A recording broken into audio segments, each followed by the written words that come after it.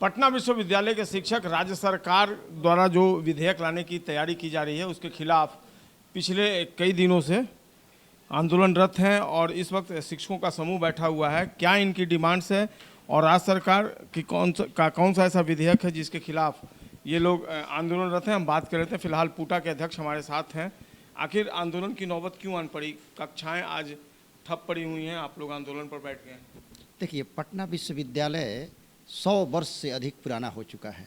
हम लोग कयास लगाए हुए थे कि यह विश्वविद्यालय केंद्रीय विश्वविद्यालय, ये सेंट्रल यूनिवर्सिटी बनेगा, लेकिन आज के डेट में यह जो पहले से 1976 जो पटना यूनिवर्सिटी एक्ट स्थापित है उसको ही समाप्त किया जा रहा है। अभी तो खैर लाने की तैयारी है, आपको ऐसा लग रहा है?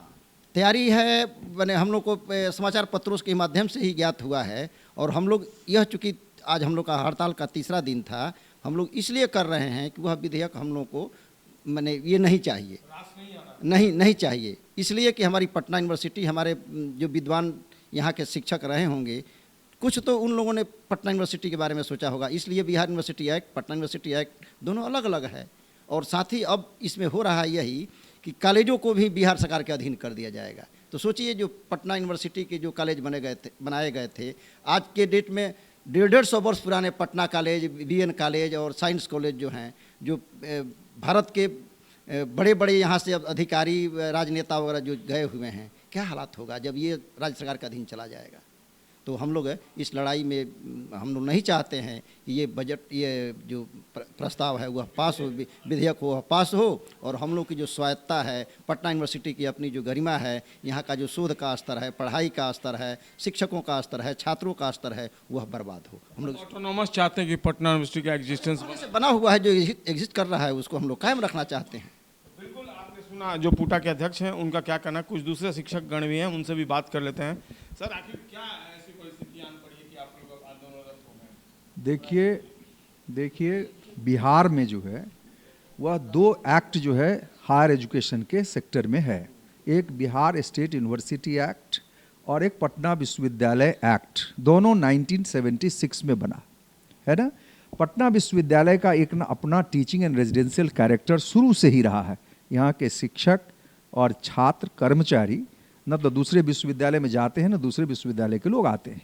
और यही कारण है कि पटना विश्वविद्यालय में एक गरिमापूर्ण इतिहास जो है आज तक संजो करके रखे हुए है, which is going to be different from other state universities even in the state of Bihar.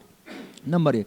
दूसरी बात जो है, अभी जो हम लोग सारे शिक्षक, कर्मचारी और छात्र संघ भी हम लोगों के साथ जो एक संयुक्त मोर्चा के तहत आंदोलन पर है, उसमें हम सरकार से केवल इतनी ही मांग कर रहे हैं कि आप उच्च शिक्षा के क्षेत्र में जो कुछ भी गुणात्मक परिवर्तन लाना चाहते हैं, हम आपके साथ हैं। इसमें हम आपका विरोध नहीं कर रहे हैं, लेकिन हमारा कहना है, हम सारे शिक्षकों का, कर्मचारियों का कहना है कि जो ड्राफ्ट बिल आप विधानमंडल में पेश करने वाले हैं, जो बिहार कैबिनेट में आप लाने वाले हैं, आज तक जितना भी राष्ट्रीय स्तर पर या राज्य स्तर पर कोई भी मेजर चेंजेज हुआ है, वह सबसे पहले पब्लिक डोमेन में रखा जाता है, पब्लिक ओपिनियन सीख किया जाता है और उसके बाद उसको अमली जामा पहनाया जाता है, उसको एक्ट का रूप दिया जाता है। तो सबसे पहले वह सारा जो ड्राफ्ट है वह हम लोगों के जो स्टेक होल्डर हैं, जो विश्वविद्यालय के कर्मचारी हैं, शिक्षक हैं, जो उसके पदाधिकारी हैं, उन सारे लोगों के संज्ञान में आना चाहिए और उसके बाद उसको आप कीजिए ना, हम आपके साथ हैं। हम कौन ऐसा शिक्षक है बिहार का जो हायर एजुकेशन के क्षेत्र में गुणात्मक परिवर्तन नहीं चाहता है? सकारात्मक प्रयास हम लोग कर रहे हैं। अभी जो मिसकंसेप्शन है कि अगर यह विधेयक पास हो जाता है तो कॉलेज प्रशासन जो है वह राज्य सरकार के सीधे अधीन होगा और कॉलेज में काम करने वाले शिक्षकों को कोई रिसर्च एक्टिविटीज़ में पार्टिसिपेट नहीं करने दिया जाएगा, नहीं हो पाएगा। उसके बाद वह प्रोफेसर नहीं हो पाएगा, है ना।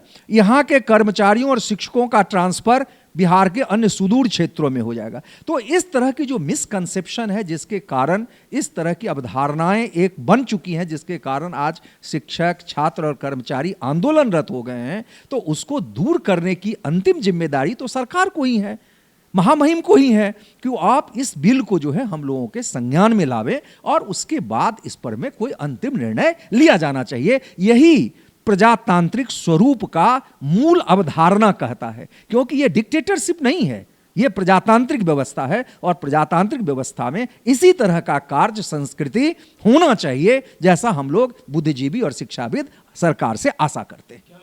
Professor NK. झा, मैं वर्तमान में विश्वविद्यालय के वाणिज्य संकाय के संकाय अध्यक्ष हैं। तो बिल्कुल जो प्रस्तावित विधेयक है उसमें पटना विश्वविद्यालय को भी राज्य शिक्षा विभाग के अधीन लाने की तैयारी चल रही है उस विधेयक के तहत, और इसी को लेकर ये पुरजोर विरोध पिछले कई दिनों से चल रहा है। और जैसा कि आपने सुना, पुटा अध्यक्ष ने कहा कि हड़ताल का आज तीसरा दिन है, कक्षाएं ठप हैं और सरकार के पास अल्टीमेटम भी दिया हुआ कि आप हमारी मांगों को सुने, क्योंकि पहले से जो परंपरा चली आ रही है बगैर कॉन्फिडेंस बिल्डअप किए हुए आप कैसे अमेंडमेंट कर सकते हैं, इसमें जो विधेयक ला सकते हैं। बहरहाल इनकी मांग है, अब देखना होगा सरकार का क्या रिस्पॉन्स होता है इस पूरे मामले को लेकर। फिलहाल पटना विश्वविद्यालय शिक्षकों के आंदोलन के कारण पूरी तरीके से ठप है, यहाँ पर कक्षाएं बाधित हैं और कहीं ना कहीं अब राज्य सरकार को देखना होगा, फैसला लेना होगा जो शिक्षकों की मांग है उनको वो किस हद तक मानते हैं और किस स्तर पर मानते हैं। कैमरा पर्सन कृष्णा के साथ संजय कुमार, कशिश न्यूज़, पटना।